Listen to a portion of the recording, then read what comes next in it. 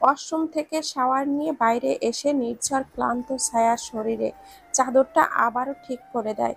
মেয়েটা ঘুমিয়ে গেছে। কণ্ঠনালীর যে পাশটা দেখা যাচ্ছে সেখানে তার দাঁতের চিহ্ন বেশ সুন্দর করে দেখা যাচ্ছে। নির্ঝর হাসে, মাথাটা মুছে টাওয়ালটা কাউচের উপরে ছুঁড়ে মারে। এরপর সে নিচে চলে যায়। লিভিং রুমে সবাই বসে আছে, শুধু জাহিদা চৌধুরী নেই। নির্ঝরকে দেখে আতিফ চৌধুরী বলে, বন্ধুকে বেশ সময় অপেক্ষা করালি বাবা। সরি সরি, একটু কাজে ছিলাম। আদনান নির্ঝরকে পর্যবেক্ষণ করছে ভালো করে। এই অসময়ে ঠান্ডা ঠান্ডা আবহাওয়ার মধ্যেও শাওয়ার নেওয়ার কারণটা অপরিষ্কার নয় তার কাছে। নির্ঝর এসে সোফায় আদনানের মুখ বরাবর বসে। বল, কি বলছিলি? তুই তো জানিস আমি কি বলছিলাম। নির্ঝর মৃদু হাসে। আর তুইও জানিস আমার উত্তর। এই মুহূর্তে আমি সমুদ্র পল্টন থেকে কোনো জাহাজ বের হবার অনুমতি দিতে পারছি না। কিন্তু লস হয়ে যাবে ভাই, প্লিজ বোঝার চেষ্টা কর। আতিক চৌধুরীর ফোনের দিকেই তাকিয়েছিল। কথাটা শুনে সে বলে ওঠে, মিস্টার ওয়াহিদ চৌধুরী, মানে আদনানের বাবা, কিছুক্ষণ আগে আমার সঙ্গে এই বিষয়ে কথা বলতে এসেছিল। আমি বলে দিয়েছি আমার ভাতিজা যা সিদ্ধান্ত নেবে সেটাই হবে। এই মুহূর্তে আমার থেকে কিছু আশা করিস না প্লিজ। ওকে ব্রো, প্যারা নাই। এরকম ঝামেলা জীবনে দু একটা পোহাতেই হয়। যা বলছিলাম, আসার সময় আমি কিছু স্ন্যাক্স আর সফট ড্রিঙ্কস নিয়ে এসেছিলাম। চল আজকে আড্ডা দেওয়া যাক। এমন সময় ভেতরে প্রবেশ করে অয়ন। কিসের পার্টি? আদনান অয়নকে দেখে বেশ খুশি হলো মনে হয়। তারপরেও মুখে জোর করে হাসির রেখা টেনে উঠে দাঁড়ায়। কেমন আছিস ভাই? তোমায় না দেখা পর্যন্ত ভালোই ছিলাম। Same here. কিন্তু আমি তো জিজ্ঞাসাও করিনি তুমি কেমন আছো। দুজনের মুখে হাসির অন্তরে বিষ। এমন একটা সিচুয়েশন, তারপরেও দুজন কোলাকুলি করে। বাজে perfume Adnan. It's from Gucci. Gucci কোনো কোনো ব্র্যান্ড হলো নাকি? আদনান আরো কিছু বলবে তার আগে নির্ঝর ওদের ভেতরে ঢুকে যায়। স্টপ স্টপ, অয়ন যা ঘরে যা। ভাই ফ্রেশ হয়ে আয়। ঠিক আছে ভাই, গুড বাই। অয়ন চলে যায় নিজের রুমে। আদনান তাকিয়ে আছে বিরক্তিকর মিনমিন করে কথাগুলো বলে আবারও নির্ঝরের দিকে তাকায় আদনান। ভাবি কোথায়? ডাক তাকে। তোর ভাবি ক্লান্ত, আসতে পারবে না। তোর সুন্দর প্ল্যানিংটা কি? বাট এখন আমার পক্ষে সম্ভব না বসে থাকা। আমরা প্লিজ অন্য দিন কন্টিনিউ করি। কিসের জন্য ক্লান্ত? নির্ঝরের কপালে এবার ভাঁজ পড়ে, তবে তার ঠোঁটে ফুটে ওঠে হাসি। আমি নিঃশ্বাস নেওয়ার সময় দেইনি তো, তাই। আদনানের দৃষ্টি স্থির। প্রচণ্ড বেগে ঝড় ওঠার আগেই পরিবেশ যেন শান্ত হয়ে থাকে, ওই রকম। হ্যাঁ, তাহলে আজকের মতো আসি। আবার বৃষ্টি শুরু হলে সমস্যা। আদনান আর এক সেকেন্ডও দেরি করে না, বেরিয়ে যায় চৌধুরী ভিলা থেকে। গাড়িতে এসে স্টিয়ারিংয়ে হুইলে ঘুষি মারে আদনান। আমার অন্তর্দাহন কমবে না ভাই, আমার নিঃশ্বাস সব কিছুই ধ্বংস করে দেব। রাত 10টা। রুমে এসে ঘুমিয়ে গিয়েছিল নির্ঝর, তবে 9টার দিকে ঘুম ভেঙে যায় তার। সে ঘুম থেকে উঠে ল্যাপটপটা নিয়ে বসে কাজ করতে। আর ছায়া তখনও ঘুমিয়েছিল, কিন্তু এখন চোখ টিপ টিপ করে তাকায় ছায়া। আর মোড়া ভেঙে ঘুম থেকে উঠে বসে। আশেপাশে নির্ঝরের উপস্থিতি নেই, তবে ছায়াকে ভুল প্রমাণ করে দিয়ে সামনে থেকে নির্ঝরের কণ্ঠ ভেসে আসলো। ঘুম ভাঙলো? ল্যাপটপের দিকে তাকিয়েই জিজ্ঞাসা করলো ছায়াকে। ছায়া অবাক হয়ে সামনে তাকায়। নির্ঝরকে দেখে দ্রুত চাদর টেনে নেয় বুকের ওপর। নির্ঝর একটু শব্দ করে হেসে দেয়। সবই আমার দেখা, লুকানোর কিছুই নেই। ছায়া ভেংচি কাটে। নির্ঝর এবং ল্যাপটপ বন্ধ করে সোজা ছায়ার সামনে সোজাসুজি চলে আসে। ভেংচি কেন কাটলে? বলেছি না ভেংচি কাটবে না। ছায়া মাথা তুলে নির্ঝরের সোজাসুজি তাকায়। আমি শপিং করতে যাব। নির্ঝর ভুরু কুঁচকে তাকায়। কোথায় যাবে? শপিং করতে। এখন? হ্যাঁ। নির্ঝর মাথা নিচু করে ঠোঁট কামড়ে হাসে। চলো। ছায়া হাত তুলে যেন তাকে কোলে কোলে করো। নির্ঝর তুলে নেয় ছায়াকে, ওয়াশরুম দিয়ে আসে। শাওয়ার শেষে ছায়ার শরীরে বেশ চাঙ্গা হয়ে যায়। সে ড্রেসিং রুমে এসে শাড়ি পরে নেয়। এরপর বাইরে এসে চুল আঁচড়াতে লাগে। আজকে বোঝার কত ধানে কত চাল। নির্ঝর খুবই বিচক্ষণ পুরুষ। যেন সে ছায়ার হা করার সঙ্গে সঙ্গে বুঝে গেল বউয়ের মাথায় কি চলছে। সেও তৈরি হয়ে নেয়। আজ প্রথম দেশ প্রধান এবং তার অর্ধাঙ্গিনী একসঙ্গে বের হবে। কড়া সিকিউরিটি। রোজ ছায়া এবং নির্ঝরকে একসঙ্গে রেডি হয়ে নামতে দেখে রোজ অবাক হয়ে যায়। কোথায় যাচ্ছ এত রাতে? হানিমুনে যাচ্ছি। ছায়া চোখ ছোট ছোট করে তাকায়। লজ্জা শরম কিছুই নাই এই লোকটার। ঠোঁটকাটা বেশরম লোক। এত রাতে যাচ্ছ? হানিমুনের তো রাতেই প্রয়োজন হয় না, তাই না? এটা ঠিক আছে। আর তবে রাত হলে সমস্যা কি? ছায়া আর সেখানে দাঁড়ায় না। আর একটু দাঁড়ালে ওর কান গরম হয়ে যাচ্ছে তার। নির্ঝরও পিছু পিছু চলে যায় ছায়া। মিসেস চৌধুরী সবটাই দেখলেন।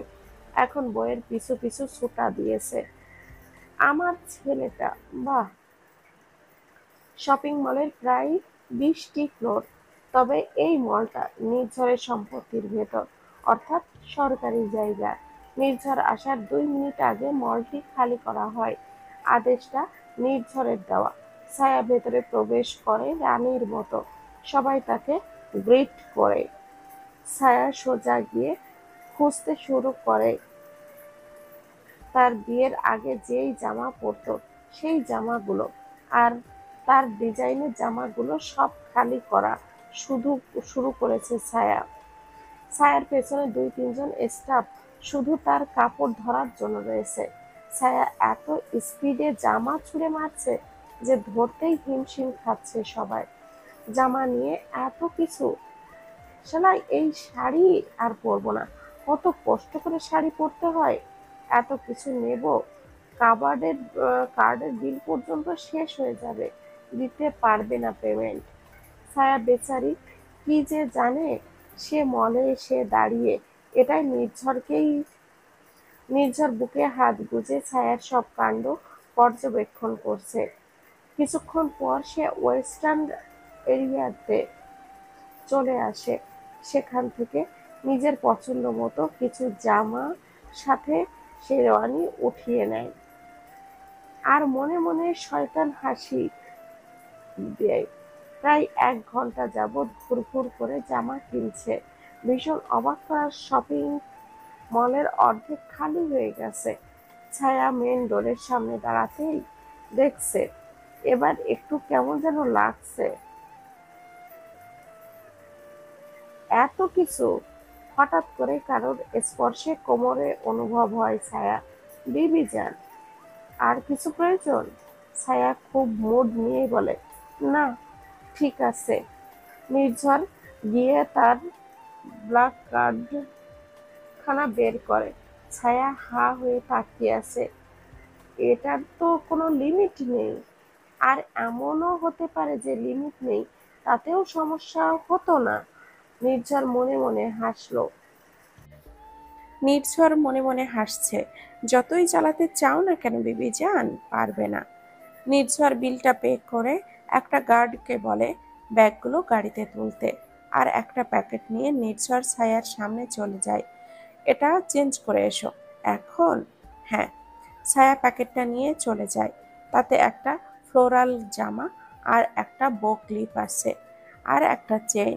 নির্ঝর যেদিন সমুদ্র পাড়ে ছায়াকে দেখেছিল, ছায়া ঠিক এমনটাই সেজেছিল। ছায়ার স্টাইলের ড্রেস সবটা ছায়া পরে নেয়, বোটা লাগিয়ে নেয় চুলে। মনে হচ্ছে তার বিয়েই হয়নি। পুরাই বদলে গিয়েছে সে। ছায়া বেরিয়ে আসে। নির্ঝরের হৃদস্পন্দন বেড়ে যায়। প্রতিবার তোমায় দেখি যেন নতুন করে প্রেমে পড়ি। বারবার নয়নে ধরা দেওয়ার সেই অনন্ত খেলা। হৃদয়ে সৃষ্টি করে এক অপার মোহ। প্রতিটা ক্ষণে, প্রতিটা নিঃশ্বাসে আমার অনুভব শুধু তোমার প্রতি আরো গভীর, আরো প্রগাঢ় হয়ে উঠছে বিবিজান। ভালোবাসার এই বিস্ময়কর যাত্রায় তুমিই আমার একমাত্র গন্তব্য। লুকিং প্রিটি বিবিজান। কথাটা ছায়ার হৃদস্পন্দন বাড়িয়ে দেয়। শীতল কণ্ঠে এক গভীর অনুভূতির প্রকাশ পেয়েছে তার। Let's go. জুতা আরো অনেক কিছু কেনা বাকি। ছায়া ধরে বসেছে নির্ঝরের শার্ট পেছন থেকে। নির্ঝর ফিরে তাকায়। আর কিছু লাগবে না? লাগবে তো। আমার বিবিজান এই প্রথম মুখ ফুটে কিছু চেয়েছে। আর আমি কি সেটা না দিয়ে পারি? আমার সাধ্যের ভেতরে যা আছে সব তোমার পায়ের কাছে এনে দিতে পারি। বিনিময়ে শুধু একটু ভালোবাসা চাই। ছায়ার ভেতর তোলপাড় শুরু হয়ে যায়। স্বামীর বলা কথাগুলো খুব বিচ্ছে তার। হৃদয়ে রক্তক্ষরণ সৃষ্টি করছে।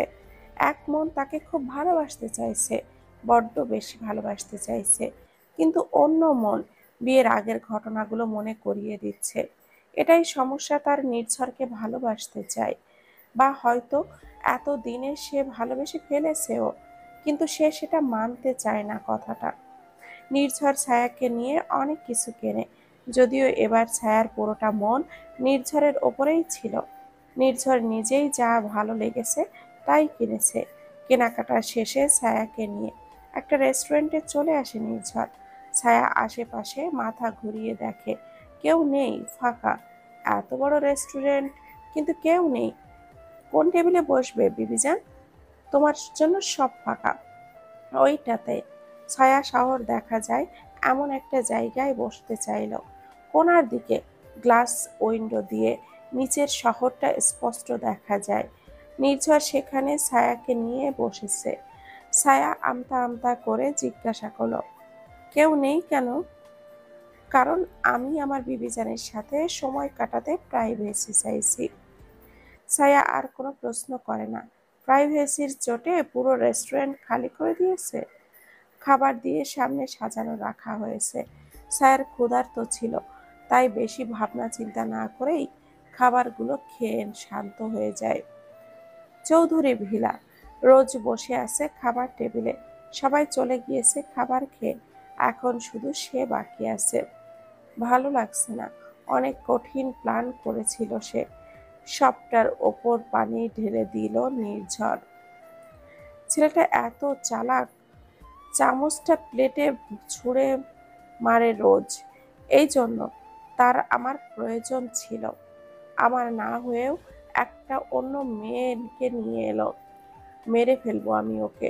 রোজ ফ্রাস্ট্রেটেড হয়ে মুখে খাবার তোলে। কিছুক্ষণ পর রোজ অনুভব করে খাবারের প্রচণ্ড ঝাল। কিছুক্ষণের মাঝেই ঝালের মাত্রা সহ্যের বাইরে চলে গেল। রোজ চিৎকার করা শুরু করে দেয়। রিনিতা খানম মেয়ের চিৎকার শুনে দৌড়ে আসে। রোজ, কি হয়েছে? কে রান্না করেছে খাবার? কে? আল্লাহ, কি ঝাল! মরে গেলাম আমি, আমাকে পানি দাও। হাঁ করে দাঁড়িয়ে থাকে সে। রিনিতা খানম দৌড়ে ফ্রিজ থেকে মিল্কশেক আর পানি নিয়ে আসে। এই ফাঁকে একজন মেড খাবারটা বদলে দেয়। রিনিতা খানম মেয়েকে দ্রুত সব কিছু পান করায়, কিন্তু ঝাল কমছে না। বুক থেকে পেট পর্যন্ত জ্বলছে।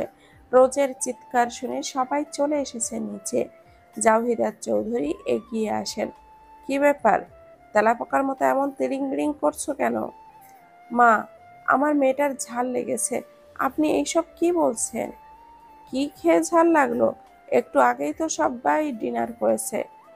টেবিলে খাবার, খাবার আছে দেখো। মরে গেলাম আমি। ওই সার্ভেন্টকে ফায়ারে মারো মম। জাভিদা চৌধুরী খাবারটা মুখে দেয়, এরপর আনিকা বেগমের মুখে তুলে দেয়। খাবার তো ঠিকই আছে রোজ। যে বেশি ঝগড়া করে তাকে ঝাল ধরে দেশ বেশি। জাভিদা চৌধুরী কথাটা বলে নিজের রুমে চলে যায়। না বড়মা, প্রচণ্ড ঝাল, প্রচণ্ড ঝাল বড়মা। আতিফ চৌধুরীও টেস্ট করে। ঠিকই আছে রোজ, বেশি ঝাল না তো। কেউই ঝাল পায়নি খাবারে। রোজকে বেডরুমে নিয়ে রিনিতা খানম ঘুমিয়ে যা বলে, ঘুমিয়ে যা। রোজ ভাবছে তার কাছে তো ঝাল লাগার আর কোনো ঝাল পেল না কেন। অয়ন শাওয়ার শেষ করে রুমে প্রবেশ করে। এতক্ষণ সে ওয়াশরুমে ছিল, তাই বাড়িতে কি হয়েছে না হয়েছে কোনোই ধারণা নেই তার কাছে। টয়লেটটা সাইডে রেখে অয়ন বসে পড়ে বিছানায়। এমন সময় অয়নের ফোনে একটা মেসেজের শব্দ হয়। অয়ন ফোনটা হাতে নেয়। তার ডিটেকটিভ মেয়েটাকে বের করে ফেলেছে। অরুণিমা অনু, অনার্স দ্বিতীয় বর্ষের ছাত্রী। মা নেই, বাবা একজন ব্যাংক কর্মকর্তা। জর্জিয়াতেই তার বেড়ে ওঠা, সেখানেই লেখাপড়া করছে সে। ঠোঁটের কোণায় হাসি ফুটে ওঠে। হৃদয় হরণী তুমি, আমার হৃদয় হরণ করেছ, শাস্তি তোমাকে পেতেই হবে। অয়নের মাথায় কোনো ভয়ঙ্কর পরিকল্পনা চলছে, যা শুধু সেই জানে। খাওয়া শেষে নির্ঝর ছায়াকে রেস্টুরেন্টের বিল্ডিংয়ের ছাদে নিয়ে চলে আসে। রেস্টুরেন্টের রুফটপ পুরো শহর দেখা যায়। এটা শহরের সবথেকে বড় ইমারত। রাতের আঁধারে ছেয়ে গেছে পরিবেশ। অসম্ভব সুন্দর ঠান্ডা বাতাস বইছে চারিদিকে। ছায়ার চোখ দুটো সামনের সৌন্দর্য দেখতে ব্যস্ত।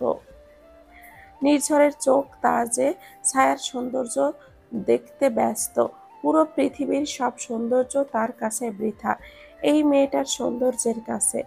এতটা পাগল সে কবে হলো জানে না, তবে এইরকম পাগলামি করছে তার ভূমিকা থেকেই উপসংহার জুড়ে দিয়েছে ছায়া। তার ছায়া, কি হলো, বাড়িতে যাবে না? ছায়া মুগ্ধ হয়ে তাকিয়েছিল। নির্ঝরের কথা শুনে ফিরে তাকায়। হ্যাঁ, দেরি হয়ে গেছে তাই না? হুম, তা একটু হয়েছে। তুমি কি মির্জা বাড়ির ফুলবাগানে যেতে চাও? না। ছায়া না বলতে গিয়েও থেমে গেল। ভালো করে বুঝতে পারলো নির্ঝর কি বলেছে। ছায়া লাফিয়ে ওঠে। হ্যাঁ হ্যাঁ, যেতে চাই, 100 বার যেতে চাই। নির্ঝর হেসে ফেলে বউয়ের বাচ্চামিতে। চলো তাহলে। নির্ঝর ছায়াকে নিয়ে রওনা করে। ছায়া এক্সাইটেড হয়ে গেছে। ছায়ার করা শপিং থেকে কিছু জামা বের করে সব চৌধুরী বাড়িতে পাঠিয়ে দেওয়া হয়। ছায়া ভীষণ খুশি। নির্ঝর এই খুশিটাই সর্বদাই দেখতে চায় ছায়ার জীবনে। রুমে বসেছিল রোজ, ঘুম তার আসছে না। যদিও ঝাল তার কমেছে, কিন্তু ঘুম আসছে না। সে নিচে নেমে আসে বিরক্ত হয়ে। বাগানের দিকে যাওয়ার আগেই দেখতে পায় বাড়িতে কিছু স্টাফ প্রবেশ করেছে। রোজ এগিয়ে যায়। তাদের কাছে অনেক শপিং ব্যাগ, অনেক মানে অনেক। রোজ এগিয়ে যায়। এগুলো কার? মাননীয় দেশপ্রধান পাঠিয়েছেন। এগুলো তার স্ত্রীর কাপড়। আমাদের আদেশ আছে তার রুমে দিয়ে আসতে।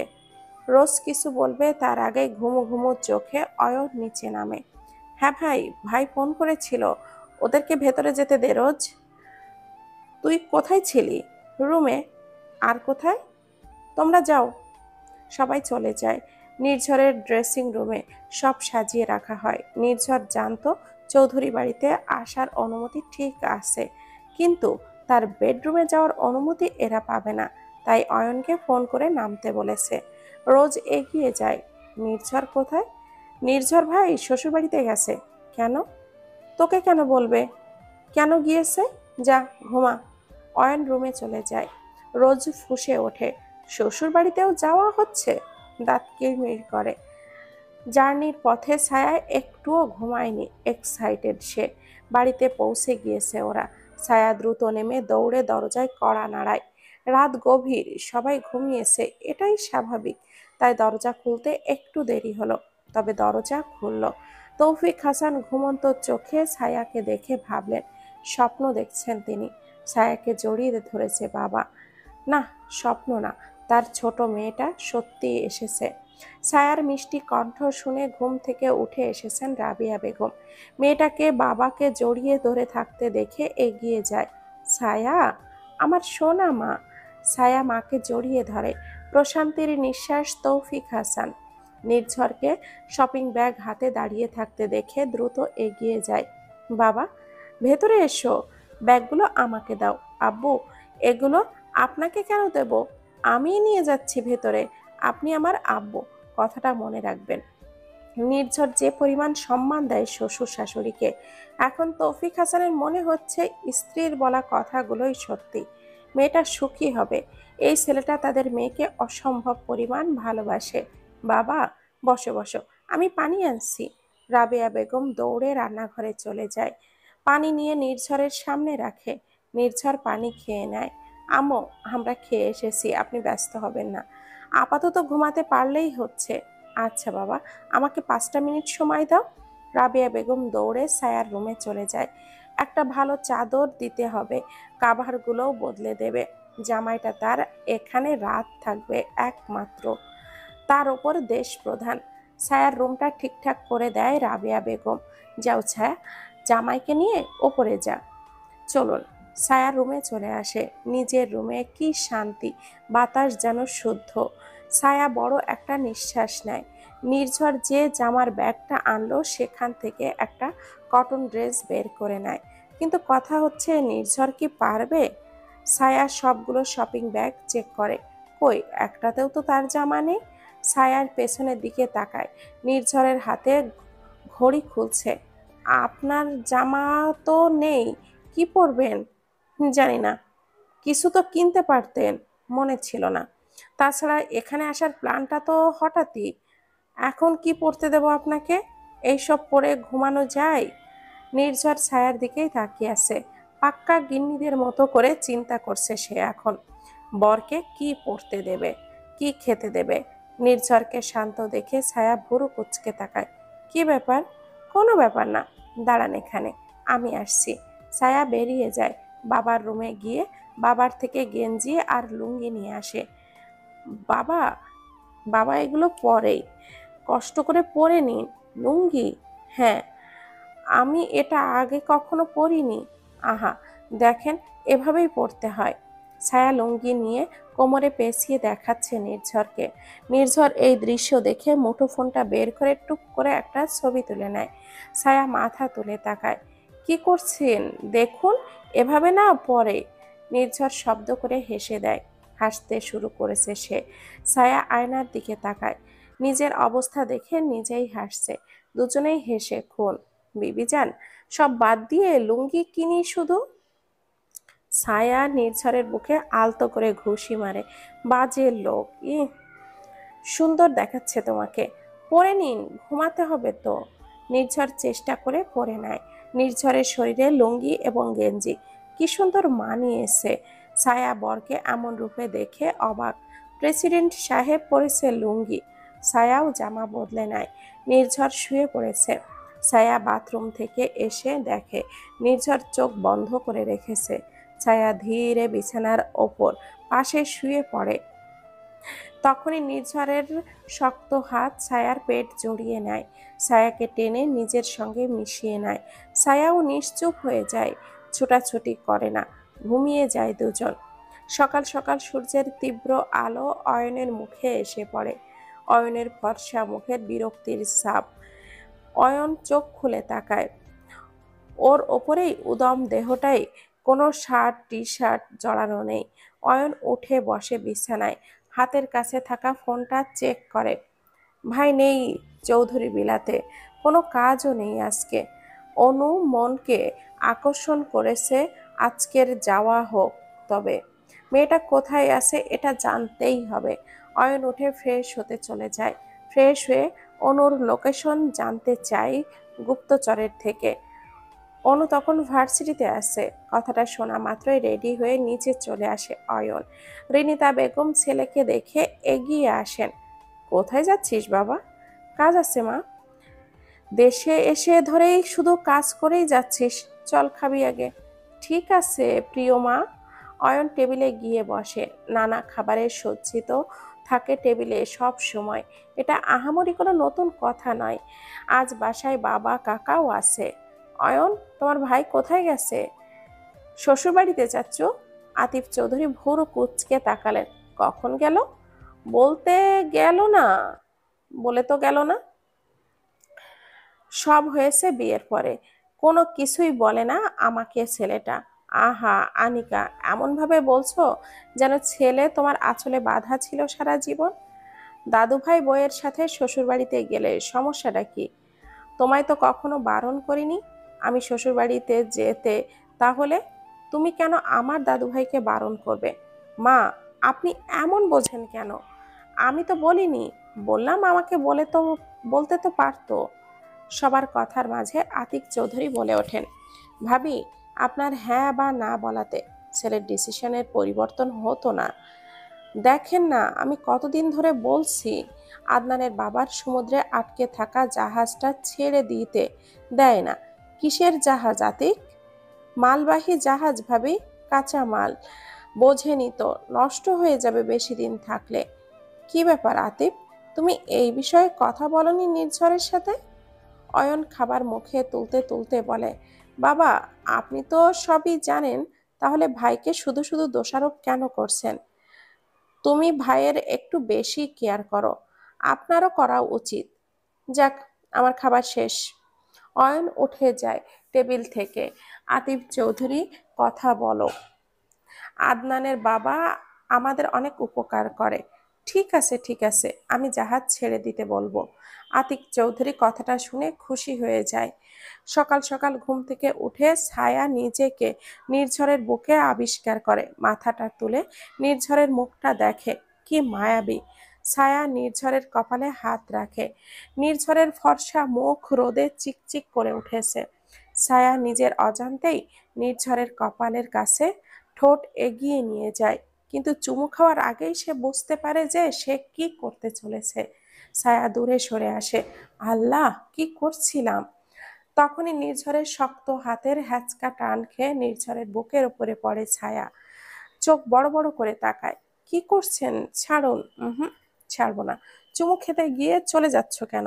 কই, মিথ্যা কথা। ভালো করে চুমু খেয়ে তারপরে যাবে। না। ঠিক আছে, তাহলে এভাবেই থাকো। না না, প্লিজ, আমি বাগানে যেতে চাই। তাহলে চুমু খাও। ছায়া বেচারি ধীরে ধীরে নির্ঝরের কপালে চুমু খায়। নির্ঝর স্থির তাকিয়ে আছে। কি? এইরকম চুমুতে আমার হবে না। কথাটা বলে ছায়াকে নিজের নিচে ফেলে দেয় নির্ঝর। ছায়ার ওষ্ঠ জোড়া আঁকড়ে ধরে, যেন কখনোই ছাড়বে না। ছায়াও কিছুই বলে না। কিছুক্ষণ পর নির্ঝর সরে আসে। ছায়া চোখ বন্ধ করে রেখেছে। ছায়ার বন্ধ চোখ জোড়ায় চুমু খায় নির্ঝর। বেবিজান, এমন একটা সকাল আমি পুরো জীবন চাই। ছায়া চোখ খুলে তাকায়। নির্ঝর ছায়ার গালে হাত বুলিয়ে দেয়। এরপর ছায়াকে ছেড়ে দেয়। ছায়া বাথরুমে চলে যায়। নির্ঝরের বুকেও আলাদা একটা প্রশান্তির বাতাস বয়। ছায়া ঘেরা শহর স্বর্গতল। জর্জিয়ার পাশেই এই জায়গাটা। রাজধানী থেকে 2 ঘন্টার পথ অতিক্রম করতে হয় এখানে আসতে। বেশ সুন্দর। এখানের পানি নীল, দেখতে ভীষণ সচ্ছল। এখানে দেশে 3য় তালিকার ভার্সিটি অবস্থিত। সেখানেই পড়ালেখা করে অনু। সে একটা ব্রিলিয়ান্ট স্টুডেন্ট। ভার্সিটি শেষ করে অনু বাসার দিকে ফিরছে। তবে গতানুগতিক দিনের মতো আজকের দিনটা অনুর কেমন যেন স্বাভাবিক ঠেকছে না। বারবার মনে হচ্ছে তাকে কেউ অনুসরণ করছে।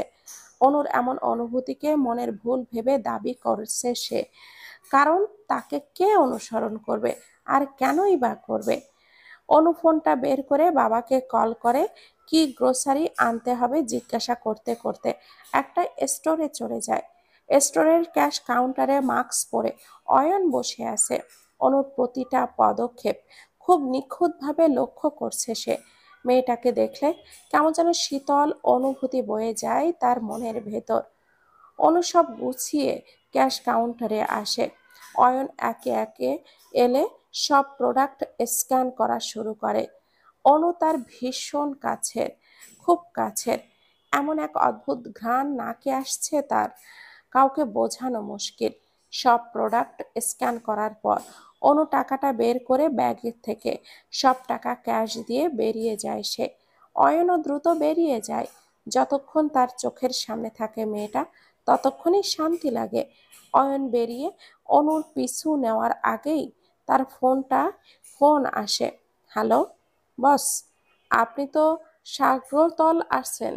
হ্যাঁ বস, প্লিজ একবার সাগরতল বন্দরে আসুন। সাগরতল কেন? এখানে সমস্যা হয়েছে।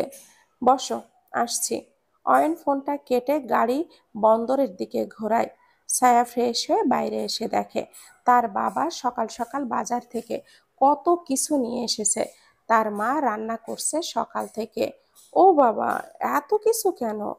এমন সময় রুম থেকে চোখ ডলতে ডলতে বেরিয়ে আসে অনু। ছায়া, তুই কখন আসলি? কার সঙ্গে আসলি? ছায়া কাল রাতে এসেছে নির্ঝর বাবার সঙ্গে। কি? নির্ঝর, আই মিন মাননীয় দেশপ্রধান এখানে আছেন? হ্যাঁ। ছায়া মাকে উদ্দেশ্য করে বলে, আম্মু, এত কিছুর প্রয়োজন নেই, তুমি বেশি কষ্ট করো না। ধুর পাগল মেয়ে, এতদিন পর আমার জামাই এসেছে, তাও প্রথমবার তোকে নিয়ে। আমার কি রান্না করতে কষ্ট হয় নাকি? আব্বু, চলো না, বাগানে যাই, কতদিন যাই না। তুই জামাইকে নিয়ে যা, ঘুরে আয়, ভালো লাগবে।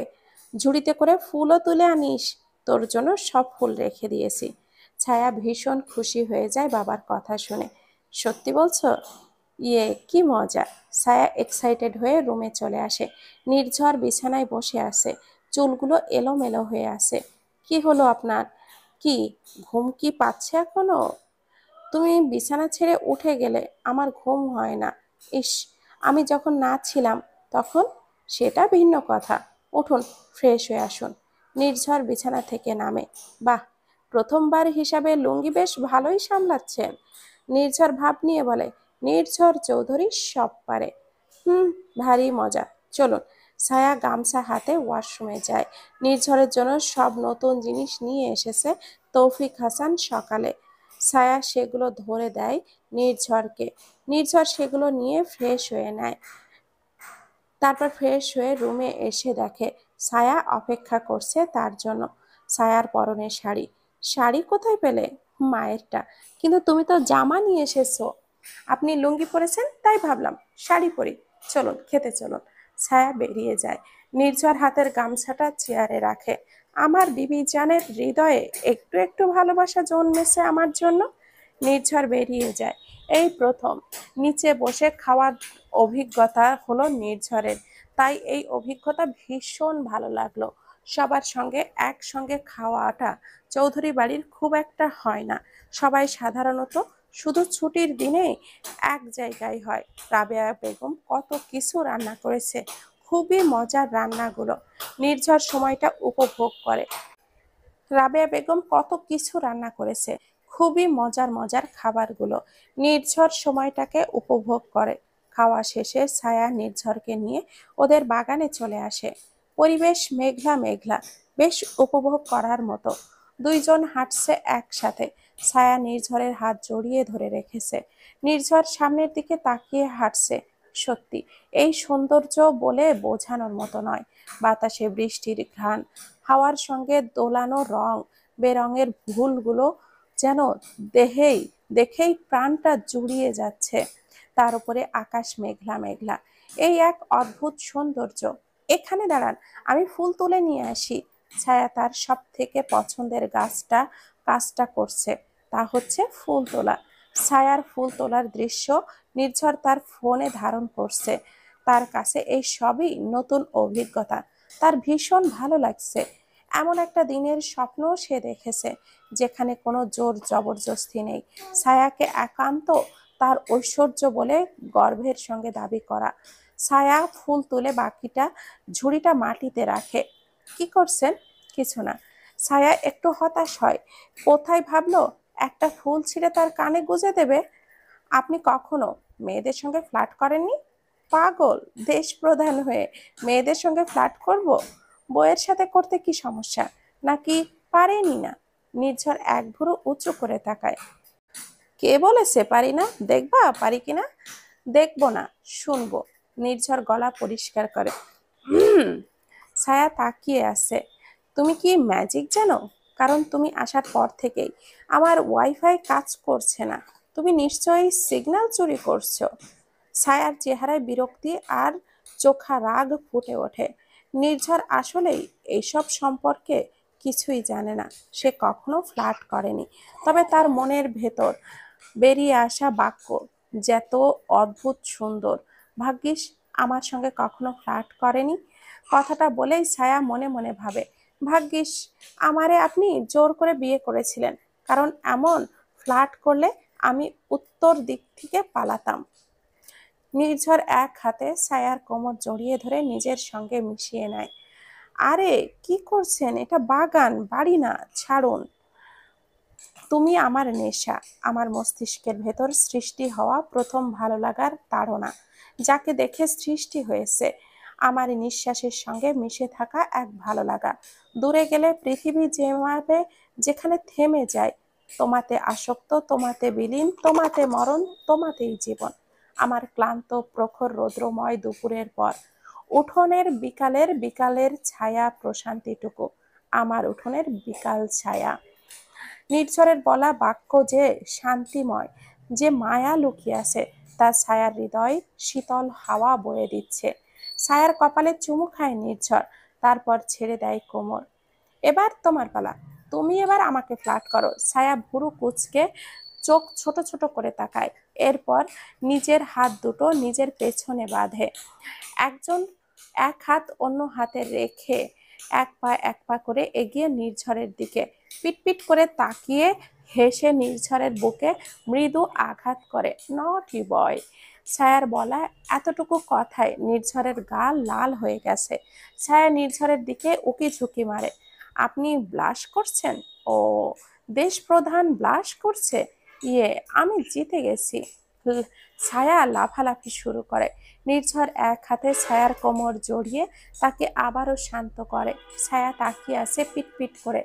এত বেশি লাফালাফি করলে পড়ে যাবে। নির্ঝর মাটি থেকে ঝুড়িটা তুলবে, এমন সময় তার ফোনে ফোন আসে। নির্ঝর ঝুড়িটা ছায়ার হাতে দেয়। তুমি যাও, আমি আসছি। ছায়া চলে যায় বাসার দিকে। হ্যাঁ অয়ন ভাই, তুই স্বর্গতলে আসো দ্রুত।